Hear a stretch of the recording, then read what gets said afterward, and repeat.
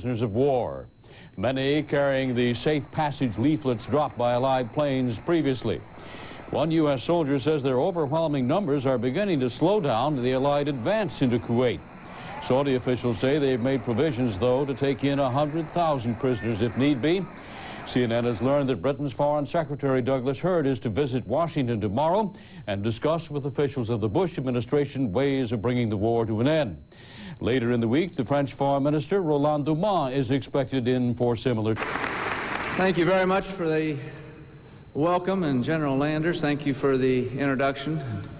Maryland, Congressman Jim Saxton, and Congressman Dean Gallo, ladies and gentlemen, let me just get right to the point that I am here on behalf of the President of the United States and all Americans to give thanks to the men and women and the families of Fort Dix, Lakehurst Naval Air Engineering Center, and McGuire Air Force Base.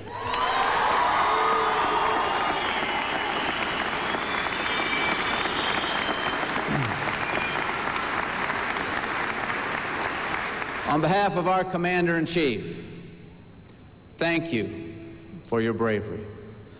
Thank you for your courage. And thank you for the sacrifices that you are making to bring peace to the Persian Gulf region. You are playing a tremendous role in Operation Desert Storm. At Lakehurst, you have assembled and tested the catapult systems used by our aircraft carriers in the Middle East. At Fort Dix, you have processed and mobilized active duty military and Guard Reserve personnel.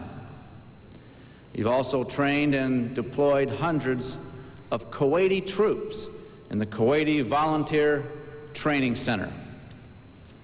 And I am told that literally work goes on here around the clock. It never stops. Congratulations on a job well done.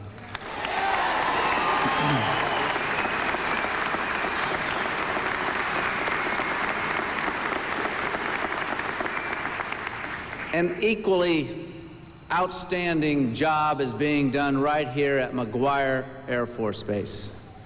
McGuire is the home of many units that have played major roles in Desert Storm. The 108th Tactical Fighter Wing from the Air National Guard, the 170th Air Refueling Group, also from the Guard, the 21st Air Force Headquarters, the reservists of the 514th Military Airlift Wing, and the 438th Military Airlift Wing.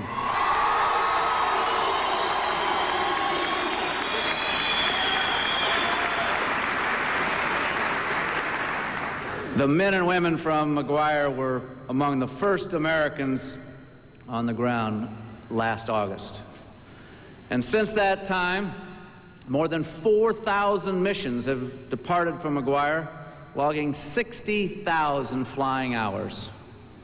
Your Guard F-4E maintenance and support teams helped transition scores of fighters to the Persian Gulf region. Your C-141s have shipped more than 24,000 tons of cargo and equipment. Your KC-135s have given over 3 million pounds of fuel to hundreds of aircraft during their air refueling sorties. And I am told that more than 3/4 of the Gulf-bound mail, more than 14,000 tons, has gone through the hangar you call Big Blue.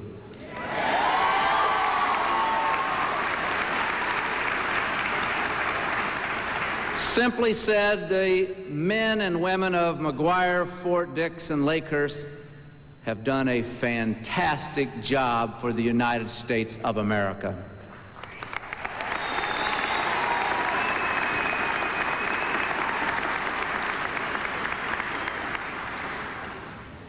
We should always remember one thing. Our troops who are in the Persian Gulf could not fulfill their mission without all the men and women who are helping them out stateside. And you continue to do a tremendous job under very difficult circumstances.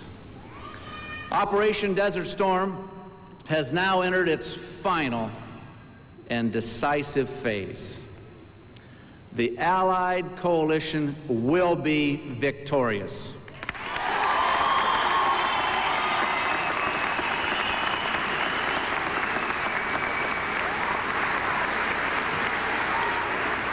We have the initiative, and we're going to keep it until we get the job done.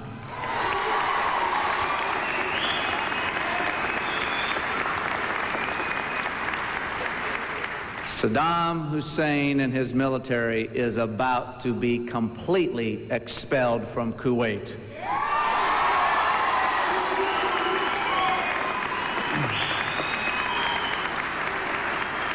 And he will be out of Kuwait thanks to the efforts of the coalition forces. And now that we have engaged in the ground battle, the proper manner of withdrawal is for the Iraqis to lay down their arms, as nearly 30,000 of them already have, and to head home. This will stop the bloodshed. And as he has said from the beginning, President Bush is making the safety and the welfare of our troops a top priority. And in this delicate hour, the President will not compromise. He will not yield to any arrangement that will enhance the danger of our brave Americans. Nor will he compromise in achieving the coalition's stated objectives. The bottom line is, this president knows there is no substitute for victory.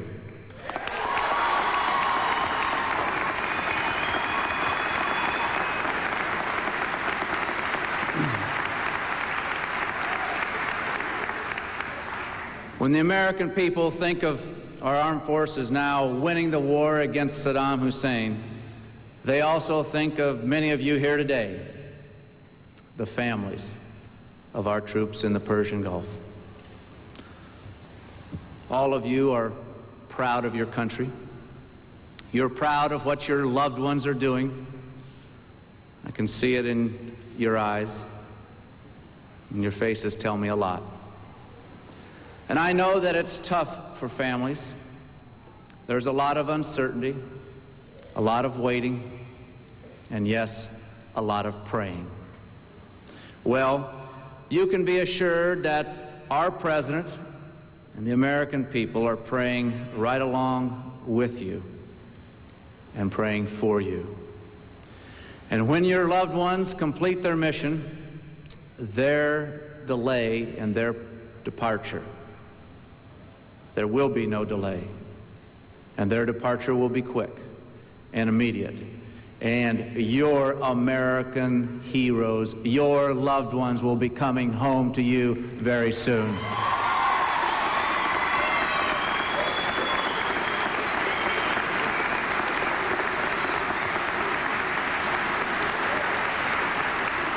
And this time, unlike Vietnam, our troops will come home as the heroes they truly are.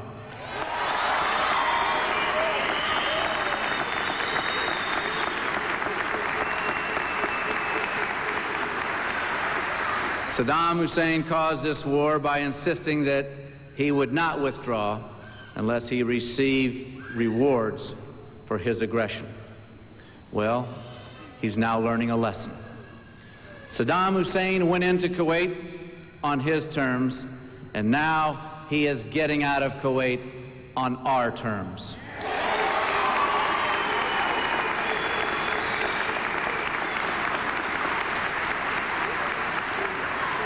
A little while from now, I'm going to go over and to speak with some of the young Kuwaitis who are graduating today from the Volunteer Training Center. Soon, these young men and women will be going over to join their allied forces in the liberation of Kuwait. Their country, peaceful and secure just 7 months ago, has been devastated. And the people of Kuwait have been terrorized by the systematic and unspeakable atrocities. And in the past few days, facing certain defeat, Saddam has intensified his campaign of torture and execution. As General Richard Neal said yesterday in his press briefing, terrorism remains the only Iraqi success to date. Some of the most recent reports tell of mass arrests of Kuwaiti males between the ages of 13 and 40 in Kuwait City. Mass hangings of Kuwaiti men, women, and children. And torture, mutilation, and murder of large numbers of Kuwaiti civilians. As one of those Kuwaiti students said the other day, anything that you've thought of in terms of inflicting pain on another person, Iraq has thought of and done worse. But the nightmare of Kuwait is ending. Kuwait will once again be peaceful and secure very soon.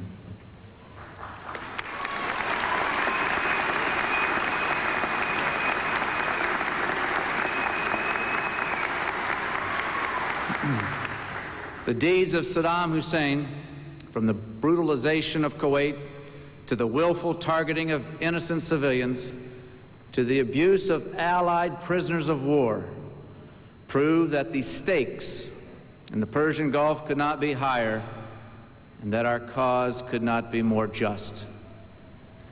Saddam and his military machine are simply incompatible with a lasting and just peace. We will achieve peace.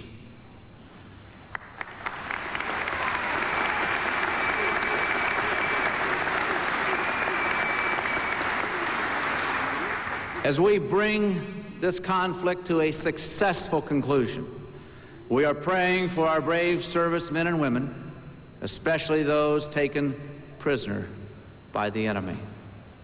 And our country will always honor and remember those that have fallen in battle, for they have given what President Lincoln called their last full measure of devotion to their country. As the President said in his State of the Union message last month, this nation has never found glory in war. We didn't want this war, but Saddam Hussein rejected the hand of peace, and he alone chose war. And now, with the overwhelming support of the international community, we will have peace, and we will have peace on our terms. Our people are united in support of this great country and our noble mission in the Persian Gulf. I've seen it in my travels to communities, military installations, and prayer services all over the country. Americans are flying the flag high, displaying yellow ribbons, writing letters to the troops, and holding rallies and parades in support of Desert Storm. I know the hardworking and patriotic citizens of Burlington County and the state of New Jersey have been very supportive of all of you. And the message that all of you are sending is a message that speaks for all Americans. And I saw that message on a banner right back in the middle of this crowd. And that message is simple, but it says it all. We support our troops. Thank you very much. God bless you, and God bless the United States of America. Thank you. A speech of appreciation. Somewhat lost in the focus on ground fighting is the ongoing use of Allied air power. The pace of Allied sorties has actually risen since the ground push began.